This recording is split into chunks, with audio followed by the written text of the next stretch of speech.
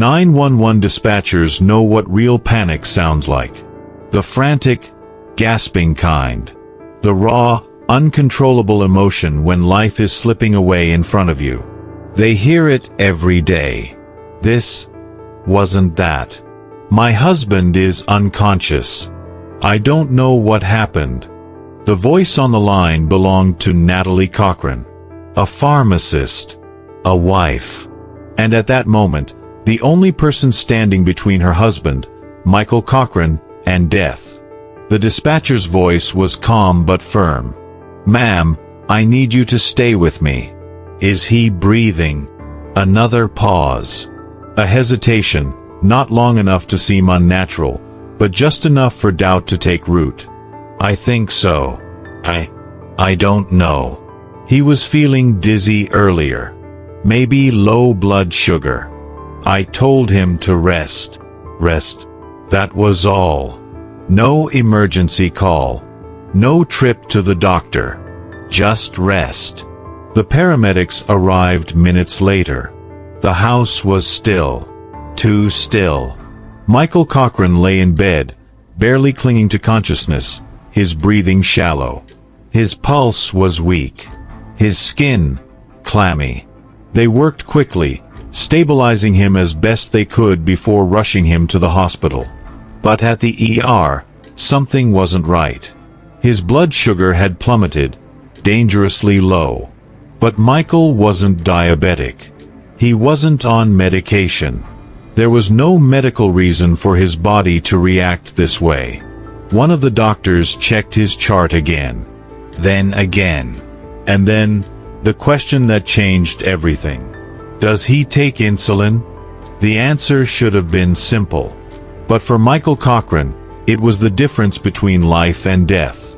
5 days later, Michael Cochran was dead. His wife, Natalie, was already making funeral arrangements. Moving on.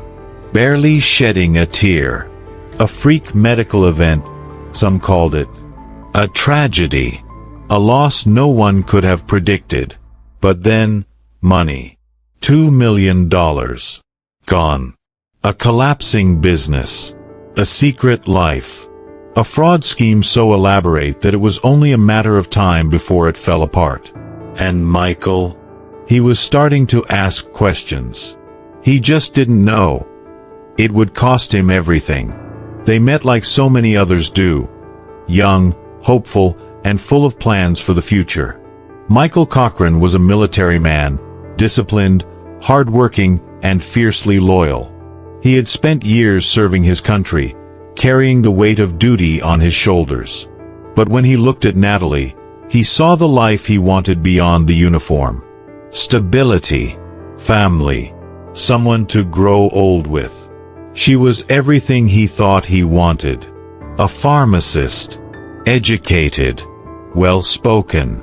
The kind of woman who turned heads in a room, not because she was loud, but because she carried herself with quiet confidence. People trusted her. Patients confided in her. Friends admired her sharp mind. And Michael?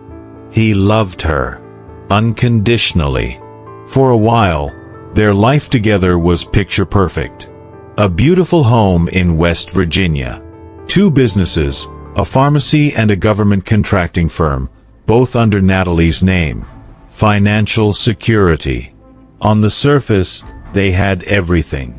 But appearances lie. And behind the walls of that home, behind the carefully curated image of success, Natalie Cochran was living a double life. It started small. A tiny lie here, an embellishment there. A bill that didn't quite add up. A deposit that seemed off. Michael, ever trusting, never questioned it. He believed in his wife. If she said everything was fine, then everything was fine. But Natalie was not fine. Her business, the one that had brought them wealth, comfort, and status, was a lie. She had started it in 2017, telling investors that she had secured lucrative government contracts. She promised high returns, backed by documents that looked official, paperwork that seemed legitimate. She convinced friends, colleagues, even longtime acquaintances to invest. And at first, the money rolled in. But there were no contracts, no deals. Just an elaborate illusion, kept afloat by shifting funds from one investor to another. A Ponzi scheme. Natalie was drowning in deception, funneling money to cover her tracks, to maintain the lifestyle she had so carefully crafted. The luxury cars, the jewelry, the designer clothes. But the walls were closing in. And Michael was starting to notice. It was little things at first. A withdrawal he didn't recognize. A conversation Natalie shut down too quickly. A shift in her mood, snapping at him for simple questions, growing defensive over things that never used to matter. Michael had always trusted her, but now, something didn't feel right. One night, over dinner, he brought it up. Casually. "I saw a bank statement the other day. Didn't recognize some of the charges. Everything okay?" Natalie barely looked up from her plate. "Oh, just some business expenses. Don't worry about it." He let it go. Because Michael always let it go. But the unease lingered. And deep down, he knew, his wife was hiding something. By late 2019, the cracks were impossible to ignore. The investors were asking questions. Money was running out. The lies that had once seemed airtight were unraveling. Michael may not have known the full extent of it yet, but he was too close. And Natalie? She had spent years building her empire. She wasn't about to let one person bring it all crashing down. Not even her husband. But what Michael didn't know was that the woman he trusted most was about to destroy everything. The first dollar was easy. It was just a matter of confidence. A handshake. A promise. Natalie Cochran knew how to sound convincing. Years in the pharmacy world had taught her how to speak with authority, how to make people believe they were in good hands. And that same voice, that same quiet confidence, was exactly what made her scheme work. It started in 2017. A business. Cochran Enterprises, LLC. On paper, it was a government contracting company, securing high-value deals with federal agencies. But in reality, it was a fantasy. Natalie had no real contracts, no government deals, no revenue. What she had was a story. And that story was enough to convince people, friends, neighbors, longtime acquaintances, to invest. She promised high returns, 30, 40, sometimes even 50% back on their money. And she delivered. At first. Because that's how Ponzi schemes work. She used new investors' money to pay the old ones, making it look like her company was thriving. Word spread. More people lined up, eager to get in. Money poured in by the hundreds of thousands. And Natalie? She spent it. Luxury cars. Designer jewelry. Lavish vacations. She bought a new home in Daniels, West Virginia, a sprawling property in an upscale neighborhood. A lifestyle she had never known before.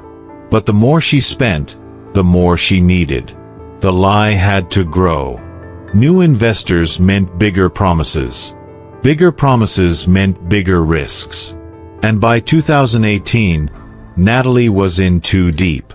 She started forging fake government contracts, complete with fabricated documents, seals, and signatures. If an investor asked for proof, she had it. On the surface, her business looked legitimate. She drove expensive cars. She attended high-end social events. She carried herself like a successful entrepreneur. And for a while, the illusion held. But illusions don't last forever. By 2019, things were beginning to fall apart.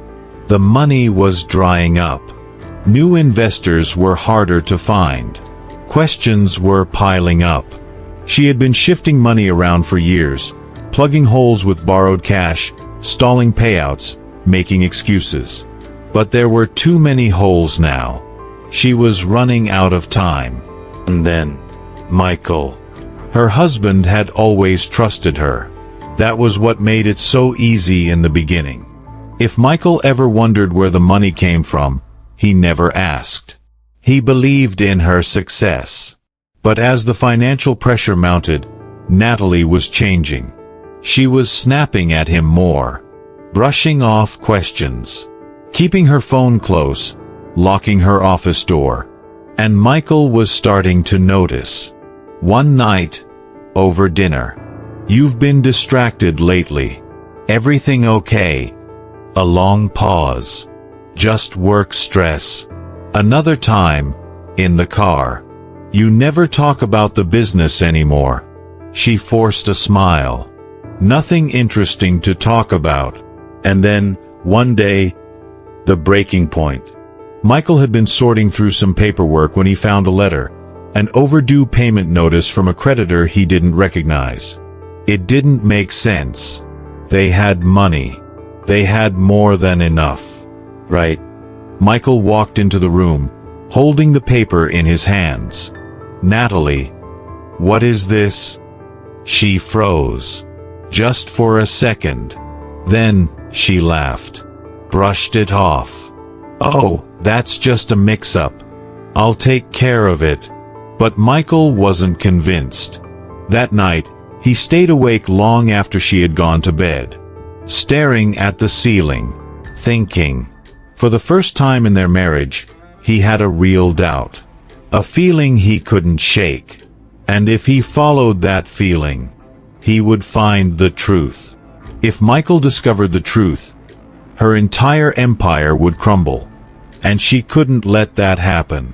Michael Cochran didn't know it, but he was running out of time. By late 2019, the walls were closing in around Natalie.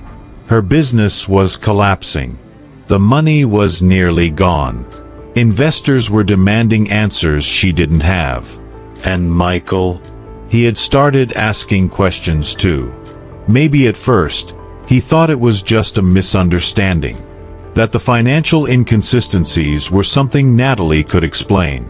But explanations never came. Just deflections. Excuses. Small lies that didn't quite add up. And Michael Cochran was not a stupid man. The more he looked, the more questions he had. And Natalie? She was running out of lies. She had two choices. Tell the truth, and watch her entire world collapse. Or eliminate the problem before it was too late. She chose the latter. Insulin. A drug she had worked with for years. Something she understood intimately. It wasn't hard to get. Not for someone like her. She knew the doses. The effects. How it worked in the body. And, most importantly, she knew how to make it look like an accident. A non-diabetic person given too much insulin would experience a severe drop in blood sugar. They'd feel lightheaded, nauseous. Their hands might shake. Confusion would set in. And then, unconsciousness. And if the dose was high enough, death. To an untrained eye, it would look like a medical emergency. A heart attack. A stroke. A fluke event. No signs of struggle. No outward injuries. Just a sudden, unexplained tragedy. The perfect crime. Natalie had to be careful. She couldn't risk suspicion. Couldn't risk anyone looking too closely. So, she started slow. Michael had always been healthy. Strong. He rarely got sick. But in the weeks before his death, he wasn't feeling right. He mentioned it to her casually at first. A little dizziness. A headache that wouldn't go away. Natalie played it down. "You're just stressed, babe. You've been working too hard."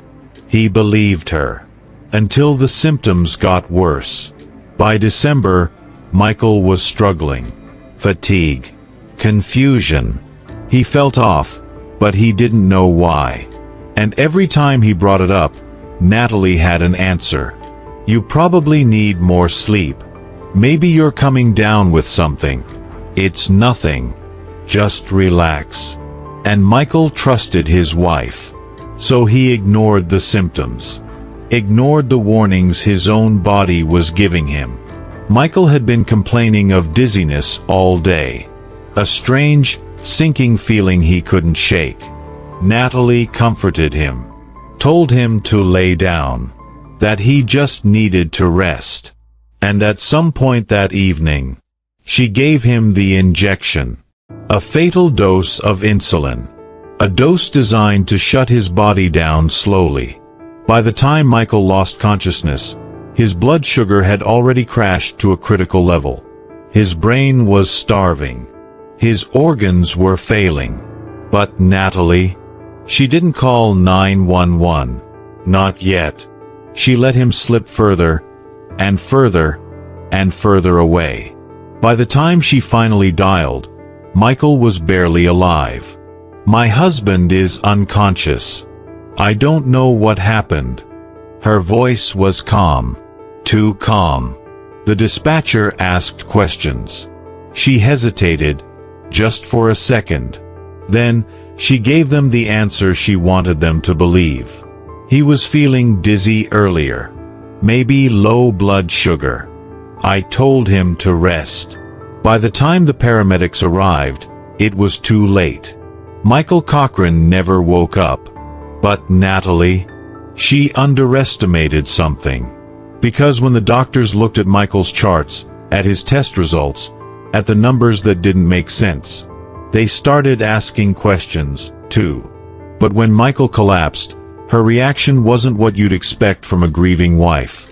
Michael Cochran didn't know this would be the last night of his life. He had spent the day feeling off. Dizzy.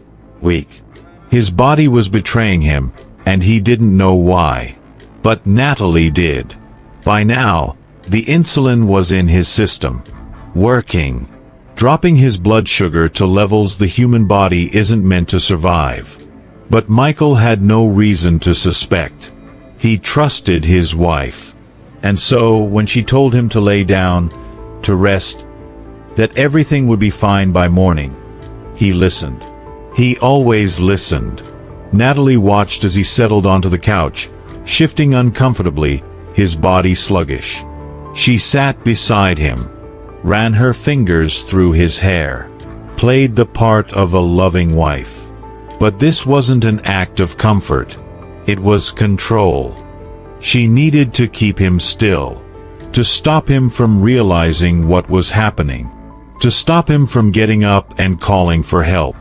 Because if Michael made it through the night, he might start putting the pieces together.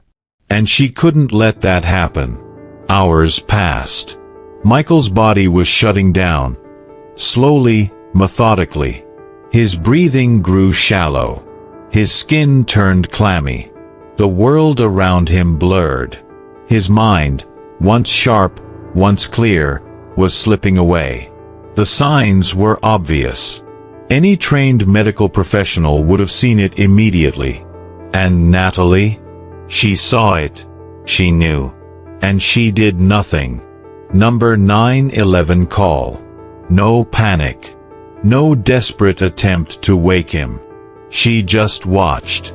Because this was the plan all along. By midnight, Michael could barely keep his eyes open. His hands twitched. His breath came in short, uneven gasps.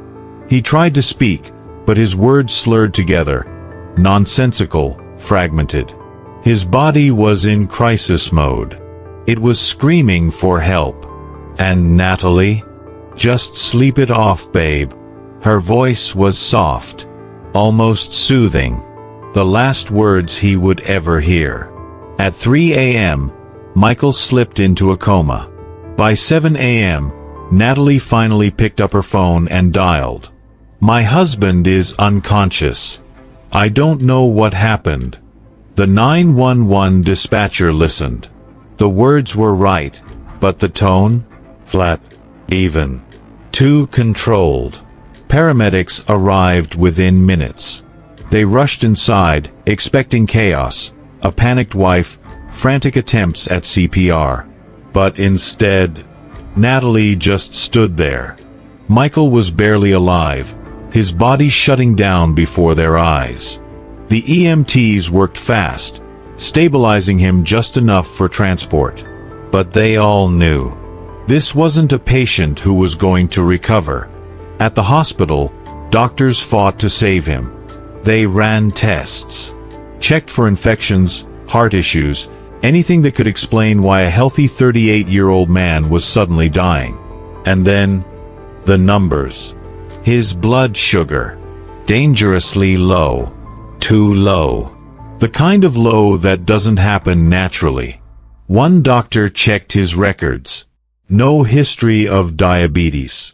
No medications that could have caused this. No reason at all for his glucose levels to crash like this. Unless someone had given him insulin. By the time Michael Cochran was declared dead on December 16, 2019, the questions had already begun. His family didn't understand. He was healthy. He had no medical conditions. How did this happen? And Natalie? She had an answer for everything. It must have been some underlying condition. Maybe he had diabetes and we never knew. Sometimes these things just happen. But behind closed doors, she was already moving on. She wasn't grieving. She wasn't distraught. She wasn't broken by loss. Because for Natalie, Michael's death wasn't a tragedy. It was a solution. But what she didn't realize was that she had made a mistake. A mistake that would bring everything crashing down. But Natalie underestimated one thing. And it would be her downfall. Michael Cochran was dead. And his wife. She didn't shed a tear. No sobbing at the hospital. No trembling hands. No moments of silence where grief threatened to break through. Just business as usual. The funeral was held within days. A quick service. A modest gathering. Friends and family expected heartbreak. They expected Natalie to be distraught, inconsolable. Instead, they saw a woman in control. A widow who wasn't mourning, she was moving on. At first, no one wanted to believe the worst. Michael's death was shocking, but people rationalized it. Maybe it was a hidden illness. Maybe Natalie is just in shock. People grieve in different ways. But then, the questions started. Little things. Small moments of unease. Something wasn't right. And the first person to notice? Michael's co-workers. A week after his death, a close friend from work called Natalie to check in. If you need anything, let us know. Michael was a great guy. He always talked about how much he loved you. Her response? Yeah. It's been tough. Flat. Emotionless. And then, before they could say another word, she changed the subject. Do you know how I go about collecting his life insurance? The call ended abruptly. It was a strange thing to ask so soon after losing a husband. Too soon. Michael's family noticed it too. In the days that followed, Natalie wasn't acting like a grieving wife. She wasn't reminiscing about Michael. She wasn't checking in on his parents, his friends. She was focused on paperwork. Life insurance. Property. Assets. Money. It was as if Michael had never existed at all. And then, the final straw. Just 2 weeks after his funeral, Natalie was seen with another man. Not a friend. Not a relative. A new love interest. People whispered. Speculated. Had she already moved on? Had she never been heartbroken in the first place? The police were already watching. At first, it was routine. A standard review for an unexpected death. But the moment they started digging into Natalie's statements, Things didn't add up. The 911 call? Cold. Unnatural. Her reaction at the hospital? Too calm. Too detached. The timeline? Inconsistent. And then, the toxicology report. Michael's cause of death was listed as hypoglycemic shock. His blood sugar had plummeted to fatal levels. But the hospital found no medical explanation. No history of diabetes. No medication that could have triggered it. No reason at all. Unless someone had given him insulin. Someone who had access to it. Someone who knew exactly how it worked. Someone who had everything to gain from his death. Someone like Natalie Cochran. The case should have been simple. A clear-cut murder for financial gain. But when detectives pulled Natalie's financial records, they found something even bigger. Something that went beyond Michael's death. $2 million. Gone. Stolen. Vanished into thin air. Michael wasn't the only victim. There were others. And before the case was over, the FBI would get involved. And Natalie's entire world would come crashing down. And when investigators dug deeper, they found a secret worth $2 million. Natalie Cochran was arrested in 2021. At first, it wasn't for murder. It was for fraud. The FBI had uncovered dozens of victims, people who had trusted Natalie with their life savings. She had promised them guaranteed returns, showing them forged government contracts, fake invoices, falsified bank records. It was all a lie. A $2 million Ponzi scheme, built on deception. And now, the empire was gone. The businesses? Seized. The money? Vanished. Her perfect life? Over. Natalie pleaded guilty to wire fraud in 2022, sentenced to 11 years in federal prison. For most criminals, that would have been the end. But for Natalie Cochran, it was just the beginning. Because while she sat in a jail cell, serving time for fraud, investigators were still working. Still asking questions. And one question refused to go away. How did Michael Cochran die? For 2 years, they built their case. They combed through bank statements, medical reports, digital searches. They uncovered Natalie's insulin research. They re-examined Michael's toxicology report. And then, the final piece. They found evidence that Natalie had forged Michael's signature on financial documents after his death. She had planned this. She had always planned this. In January 2025, prosecutors were finally ready. Natalie Cochran was charged with first-degree murder.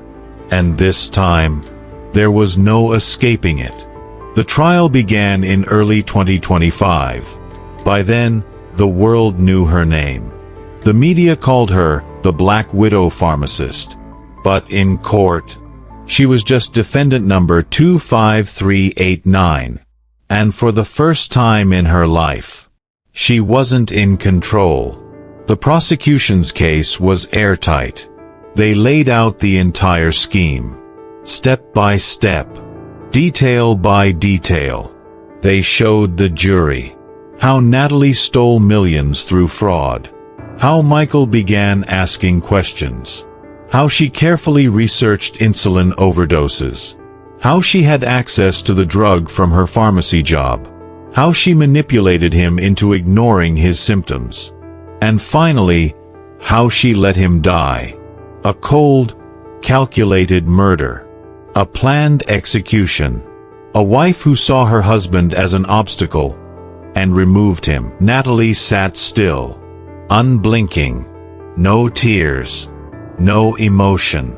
Just a slow, deep breath. As if she already knew. But it was her reaction after the verdict that left the entire courtroom silent. A reaction that no one expected. A moment that people would talk about for years. Because when the judge asked if she had anything to say, She smiled. And then, she whispered. It was never supposed to end like this. January 2025. The trial was over. The verdict had been read. Natalie Cochran, guilty of first-degree murder. There was only one thing left. Her sentence. February 3, 2025. The courtroom was silent as the judge prepared to deliver the final ruling. Natalie sat motionless, her hands folded in her lap. No trembling, no tears, no visible remorse. Just acceptance. Because at this point, she knew. There was no escaping this. The judge's voice was clear, unwavering. For the murder of Michael Cochran, this court sentences you to life in prison, without the possibility of parole. The words hung in the air. Permanent. Final. This was it. Natalie Cochran would never walk free again. Across the room, Michael's family held each other tightly. His mother closed her eyes, whispered his name. His sister wiped away quiet tears. They had waited for this moment for years. And yet, it didn't feel like justice. Because no sentence, not life in prison, not even the death penalty, could bring Michael back. The man who had served his country. The man who had loved deeply, trusted blindly. The man who had died at the hands of the person he trusted most. His life was over. And Natalie? She would wake up tomorrow. She would still breathe. She would still exist. She had taken everything from Michael. And in the end, she had gotten exactly what she deserved. But at what cost? She didn't just betray him. She erased him. She lied to him. She manipulated him. She let him suffer while she watched. And for what? Money. Power. A lifestyle built on fraud and deception. And in the end, she lost everything. But was justice truly served? Natalie Cochran was sentenced to life in prison without parole. But should she have received something worse? Should she have gotten the death penalty? Or was a lifetime behind bars, knowing she will never walk free again, the true punishment? What do you think? Let us know in the comments below. And if you thought this case was shocking, don't forget, subscribe for more real-life mysteries. Because the truth is always stranger than fiction.